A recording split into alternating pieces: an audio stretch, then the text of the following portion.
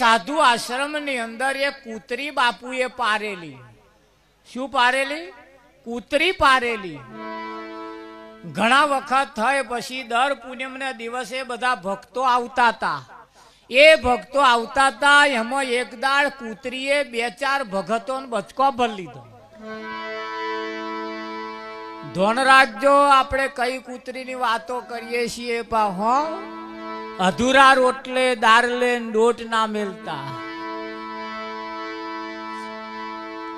બાપુના આશ્રમે રહેતી કૂતરી એક દાડ 4-5 ભક્તોને બચકું ભરી લીધું. પૂનમ ગઈ પછી હતે બીજી પૂનમ આવીને પાછી આ કૂતરે બીજી 8-10 જણને બચકો ભરી લીધો. ત્રીજી પૂનમ આવી પાછા 2-4 જણને બચકો ભરી લીધો. 3 પૂનમે આવી રીતે બચકો ભરતો શીખી ગઈ. જે પૂનમે બચકો ભરે એટલે થોડુંક ટોરું કપાય. પછી બીજી પૂનમે બચકું ભરીને ટોરું કપાય. ત્રીજી એ ટોરું બચકું ભરીને પછી હતે બધાય બંધ થઈ ગયા. ચોથી પૂનમ આવી તાર તો ગુરુ ચેલો 2 હવારના બેહી રહેલા. રાતના હોજના 6 વાગ્યા પણ એક પણ ચેલો આવ્યો નહીં. વિઠ્ઠલ મહારાજ ચેલાએ ગુરુએ ચેલાને પૂછ્યું કે બેટા આજે અમોહ થઈ છે કે પૂનમ થઈ છે?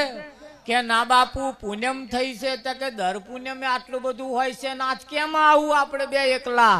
કે બાપુ એક મિસ્ટેક થઈ છે. કે શું થઈ છે? કે આપણે પેલી જે કૂતરી પારી છે ને ઈ આ જેન હોય ને બચકો ભરવા શીખી. ખબર તો પડે. જેન હોય ને બચકો ભરવા શીખી. એવું છે? તાકે હા. રાતના 12 વાગ્યાના સુમારે બાપુ ઉઠ્યા. પાણીની અંજલી હાથમાં લઈને કૂતરી ઉપર નાખીને કહ્યું બેટા આ સાધુનો આશ્રમ છે અને સાધુના આશ્રમની અંદર અહીં પોતાનો સ્વભાવ ભૂલી જવો પડતો હોય છે. કડવાનો તારો જે સ્વભાવ હે એને ભૂલી જા. પાણીની અંજલી નાખીને કૂતરીમાંથી ગાય બનાવી દીધી. રૂપ રૂપનો અંબાર ગાય, અલમસ્તાન ગાય. એક દાડો થયો, બીજે દાડો થયો, બીજે દાડો થયો ને જે ગાય બહાર બોધેલી હતી ને આગળ એક રહીને દેહ એટલે ભરવાડ જતા હતા અને ભરવાડની નજર ગાય ઉપર પડીને બાપુને પૂછ્યું બાપુ તમારા આશ્રમમાં ગાય તમારે શું કરવી? 2 ટાઈમ દૂધ આવી જશે, ગાય મને આપી દો. બાપુએ કહ્યું મારે ચો ગાય પારવી ભાઈ. પાતો પેલીએ સ્વભાવ ના બદલ્યો.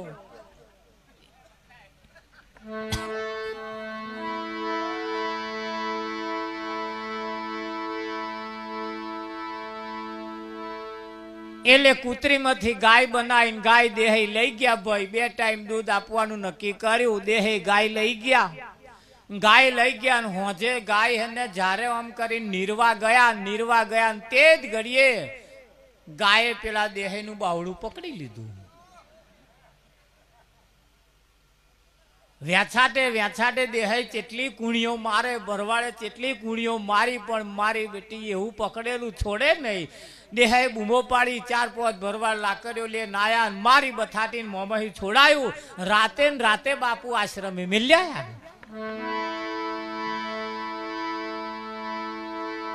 કે બેટા કેમ બાછું મૂકી ગયો? કે શું બાપુ વાત કરું? કે આ તો હું હતો. કે કઈક નાનું છોકરું કઈક બૈરું હાથમાં આવી જાય હાથમાં નાખે કે છે પછી મારા તો આ ના શોભે. કે બાપુ રાતના 12 વાગે ઉભા થયા. પાણી હાથમાં લઈને માથે હાથ ફેરવીને કહ્યું બેટા કૂતરીમાંથી તને ગાય બનાવી તોય તારો જાતિ સ્વભાવ તું ના ભૂલી. સ્વભાવ ભૂલવા માટે આશ્રમ છે બેટા, ખરું કે નહીં? રાતના 12 વાગે પાણી હાથના અંજલિ મારી ગાય ઉપર ફેરવી નાખી. એ ગાયમાંથી 16 વર્ષની રૂપ સુંદરી રૂપનો અંબાર બનાવી દીધી. 16 વર્ષની રૂપ સુંદરી રૂપનો અંબાર બનાવી દીધી ને બીજો દિવસ થયો અને અહીંયા થઈને એક રાજા જતો તો ઘોડું લઈને અને રાજાની નજર પેલી રૂપ સુંદરી ઉપર પડી ગઈ અને બાપુને કહ્યું, બાપુ તમારા આશ્રમમાં રૂપ સુંદરી શોભે? કે ભાઈ નહીં શોભતી, પણ કરે શું? આ સ્વભાવ બદલાવા હતું આ બધી માથાકૂટો છે. કેવું છે તા કે હા, કે પણ અહીં ના શોભે. કે બાપુ આ તો અમારા રજવાડામાં શોભે. કે લઈ જાઓ. ઘોડા ઉપર નાખીને રાજા લઈ ગયા, રાજમાં લઈ ગયા. રાજની મહી લઈ જઈને એવો સ્પેશિયલ એક કમરો, સ્પેશિયલ એક રૂમ, સ્પેશિયલ એક આવાસ વિઠ્ઠલ મહારાજ આપી દીધું અને 8-10 રાણીઓ સ્પેશિયલ સેવા મૂકી દીધી.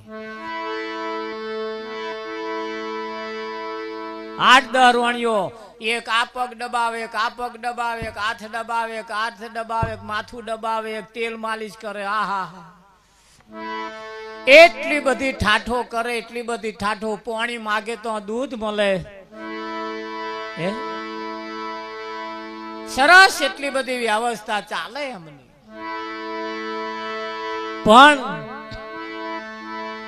આ રાજાના નગરની અંદર દરરોજ રાતે રોશની કરવામાં આવતી હતી. મહેલ, રાજાનો મહેલ શણગારવામાં આવતો હતો.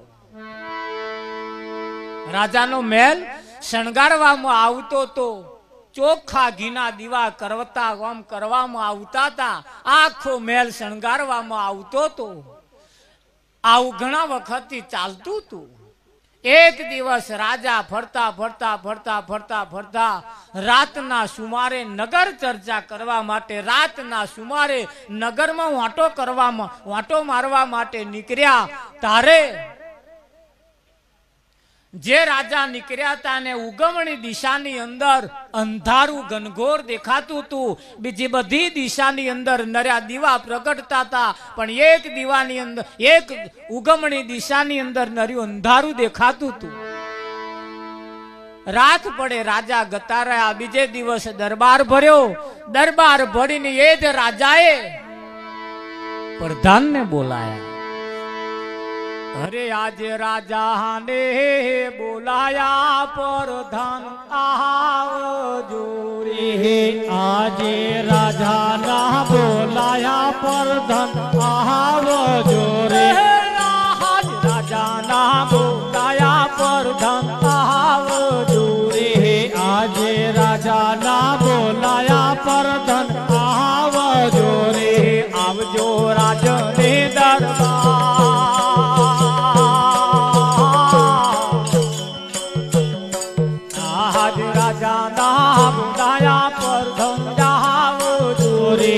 આવજો રાજો ને દરબાર.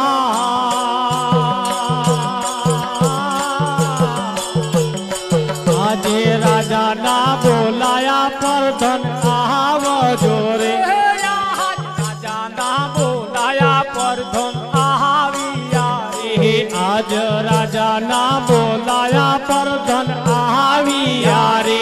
મારો સુએ પડ્યા કોણ.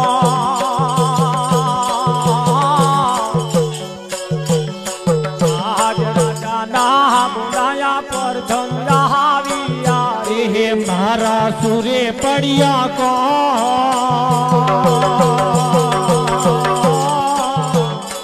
આજે રાજા ના બોલાયા પ્રધાન આવ્યા રે. આજ રાજા રે કહે ને પ્રધાન સોહબડું રે. આજે રાજા રે કહે રે પ્રધાન સોહબડું રે. કહું માર દિલડાન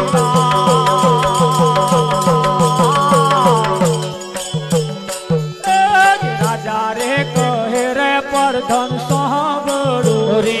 કહું મારા દિલડાની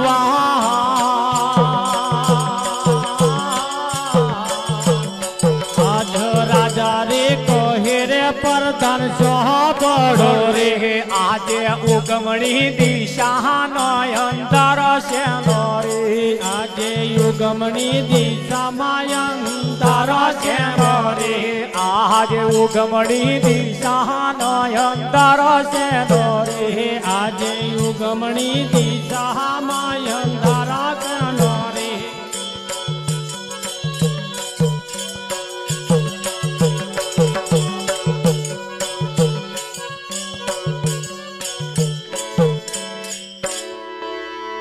રાજાએ પ્રધાનને બોલાવીને પૂછ્યું આજે ઉગમણી દિશાની અંદર રાતને પર અંધારું કેમ છે?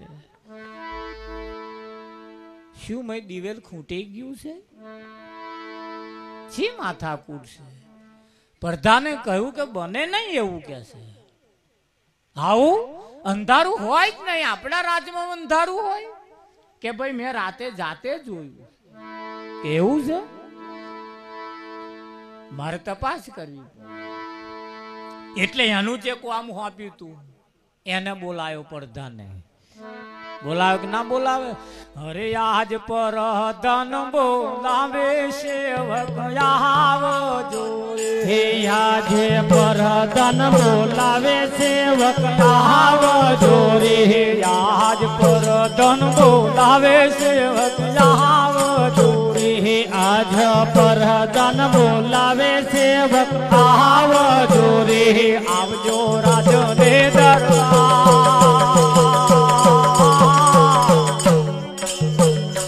આજ પ્રધાન બોલાવે સેવક આવજો હે આવજો રાજો ને દરબાર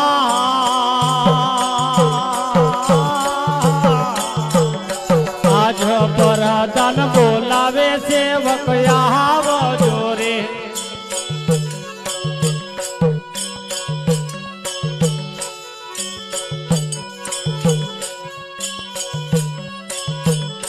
આજ પ્રધાન બોલાયા સેવક આવ્યા રે આજે પ્રધાન બોલાયા સેવક આવ્યા રે મારો શુએ પડ્યો કો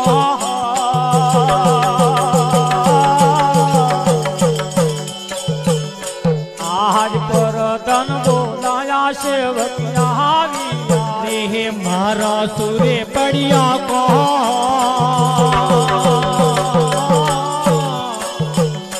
આજ પ્રધાન બોલાયા સેવક આવ્યા રે આજ ઉગમણી દિશાનો અંધારો છે આજ ઉગમણી દિશામાં અંધારા છે રે સેવક ને બોલાવીને પૂછવામાં આવ્યું કે અંધારા શેના છે ભાઈ? શું દિવેલ ખૂટી ગયું છે? સેવકે કહ્યું મને નહીં એવું કહેતા કે હા ભાઈ. સેવકે બીજે દાડ ધોન રાખી અને દીવા કરતો કરતો કરતો કરતો કરતો નીકળ્યો. દીવા કરતો કરતો કરતો પૂરું થયું પછી જે દિશામાં અંધારું હતું તો જઈને છુપાઈને બેહી રહ્યો. બેહી ગયો ને પાછા દીવા ઓલાવાના ચાલુ થઈ ગયા.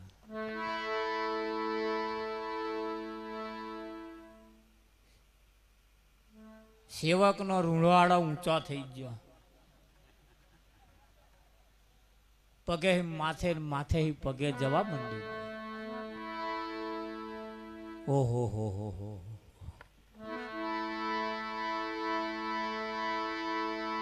પ્રધાન ને બોલાયા. પ્રધાન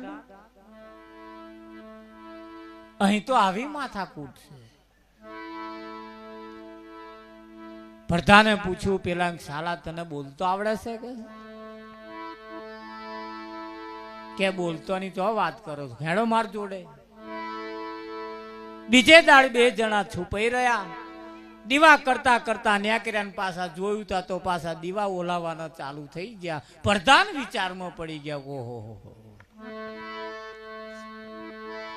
બીજા દિવસે રાજાને જઈને બોલાયા અને રાજાને કહ્યું. રાજાએ પૂછ્યું શું કારણ છે પ્રધાનજી? કે નોના મોઢે કહેવાય એવું નથી. નોના મોઢે કહેવાય એવું નથી તા કે ના. કે કેમ નહીં કહેવાય એવું? કે ના તમે અમારી સાથે જાતે હેડો. રાજાને બોલાઈ લાયા. દેવ દીવા કરતા કરતા કરતા નીકળ્યા ને ત્રણે જણા ભેગા થયા ને દીવા ઓલાવાના ચાલુ થઈ ગયા. રાજા મોમો વાંગરી ઘાલી ગયા. મારું હારું આ દશા હે વિઠ્ઠલ રાજા મોમો અગરી ગાલી ગયા ને રાજા બોલ્યા, એ દાસી રહેતી દરબારમાં એને રોણીઓ સાથે ઘણી પ્રી,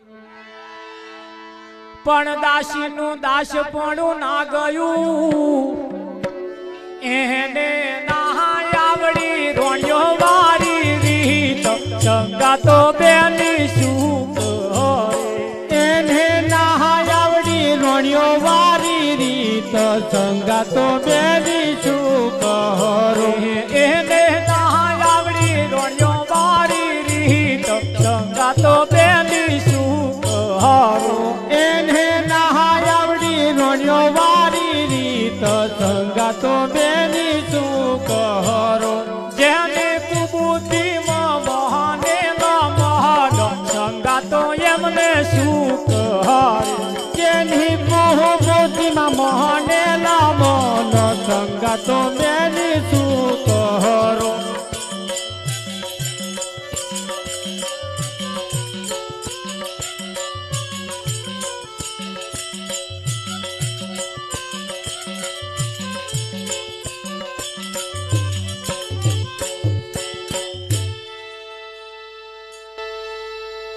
રાજા એ વિચારમાં પડી ગયા કે મારું હારું દાસીનું દાસપણું ના ગયું, ના આવડી રોણીઓ વારી રીત.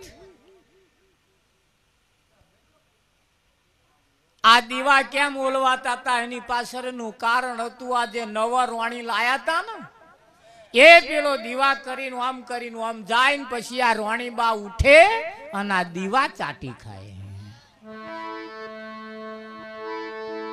ધોન રાખજો, આમાં આપણો નંબર આવતો હોય તો કાઢી નાખજો.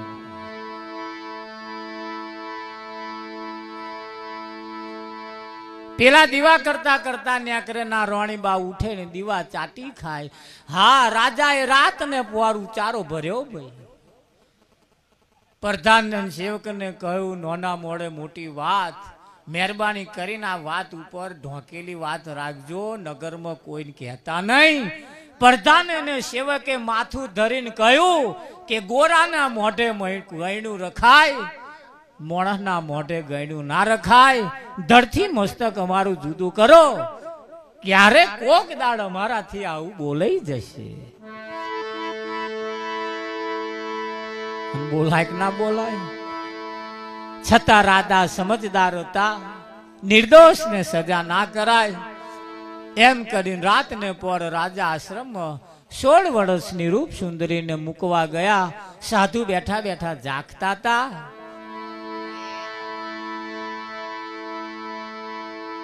અને હંમેશના માટે રાત પડે સાધુ જાગતો જ હોય. આ સંસાર પડ્યો પડ્યો ઊંઘતો હોય અને સાધુ રાત પડે બેઠો બેઠો જાગતો હોય, એને ચિંતા છે ભાઈ. હે, જવાબદારી કોને છે? સાધુ ને છે. અને આ સંસારીઓને શી અક્કલ હોય યાર. એવા તો રાત પડે બેઠા બેઠા એવા ઊંઘતા હોય. હે, અને આ બધું સાધુ બેઠું છે ને રાત પડે આ બધું જાગતું હોય, રાતે જાગે આ બધા સાધુઓ છે. આ સંસારીઓ આ ભક્તિને શું જાણે મહારાજ? હે, જેમના ઘર ના છૂટતું હોય એ અમથા દીવા કરે, અગરબત્તીઓ કરે, રોમ રોમ રોમ રોમ રોમ રોમ કરે. શું લ્યા તમારા ઘર એક રાત નહીં છૂટતું? હે, ખરું કે નહીં? મહારાજ ભજનમાં આવવાનું તું પણ કે શું હારું પાડું આવવાનું તું, તે ના બચ્ચું કોક લઈ જાત યાર. અને વાતે હાચી હારી હાચવવાય પડે ને તારે, નહીં હાચવા પડે જરી. હા, આ હારા નઠારા હોય ને પાછા આજુબાજુ હાચવાય પડે ને વિઠ્ઠલમાં. રાત ને પોર આશ્રમમાં લાવીને બાપુને હોપ્યો 16 વર્ષની રૂપ સુંદરીને. રાજાએ કહ્યું કે બાપુ, સાધુએ કહ્યું કશું બોલવા જેવું નથી, હું સારી રીતે જાણું છું. માથે હાથ ફેરવી 16 વર્ષની રૂપ સુંદરીના માથે હાથ ફેરવીને બાપુ બોલ્યા, કૂતરીમાંથી તને ગાય બનાવી, ગાયમાંથી તના 16 વર્ષની રૂપ સુંદરી બનાવી, છતાં તું તારો જાતિ સ્વભાવ ના ભૂલી. ખરું કે નહીં? આશ્રમે કેમ જવાનું? સાધુની પાસે કેમ જવાનું? પોતાનો જાતિ સ્વભાવ ભૂલવા માટે જવાનું. અને ત્યાં જઈને જો કદાચ આપણો સ્વભાવ રહી જતો હોય તો મહેરબાની કરીને આ સ્વભાવને કાઢી નાખજો.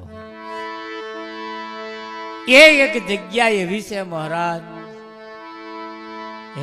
એ એક જગ્યા એવી છે જો પોતાનો સ્વભાવ ભૂલી જવો પડતો હોય, આ મંડપની નીચે બેહવા વાળો, આ ધર્મના મંડપ નીચે બેહવા વાળો જ્યારે મંડપ ના દેખાય ત્યારે સમજવું એ મંડપની નીચે બેઠો છે. એની પાડોશમાં કોણ બેઠું છે એને ખબર ના પડે સમજવું કે અહીં બેઠો છે. બાકી જોડે કોણ બેઠું એની જોડે ચર્ચા વિચારણા જો કરતા હોય તો હજુ મંડપમાં નહીં બેઠા, હજુ પેલાની જોડે બેઠો. અને એને જ કહ્યું છે, દાસી રહેતી દરબારમાં રોણીઓ સાથે ઘણી પ્રીત. રોણીને હાડી પહેરાવું તો આવડતું તું પણ એમને પોતાને પહેરતો ના આવડ્યું. રોણીનું માથું ઓરવતો આવડ્યું તું, કેવી રીતે તેલ નાખવું, કેવી રીતે માથું ગૂંથવો, પણ એમનો માથો જાતે ગૂંથતો ના આવડ્યો. આ રોણીઓ વાળી રીત એમને ના તો શીખવા જેવી છે કે નહીં? હા, આ સમય અને મોકો આપણને મળ્યો છે અને શીખવા માટે મળ્યો છે. આવી ઉત્તમ તક વારંવાર મળતી નથી. આ લાસ્ટ એન્ડ ફાઇનલ, છેલ્લામાં છેલ્લી ગણો તોય અને પહેલામાં પહેલી ગણો તોય આ છેલ્લી કે પહેલી આ તક અને મોકો આપણને મળ્યો છે અને હાથમાંથી ના જતો રે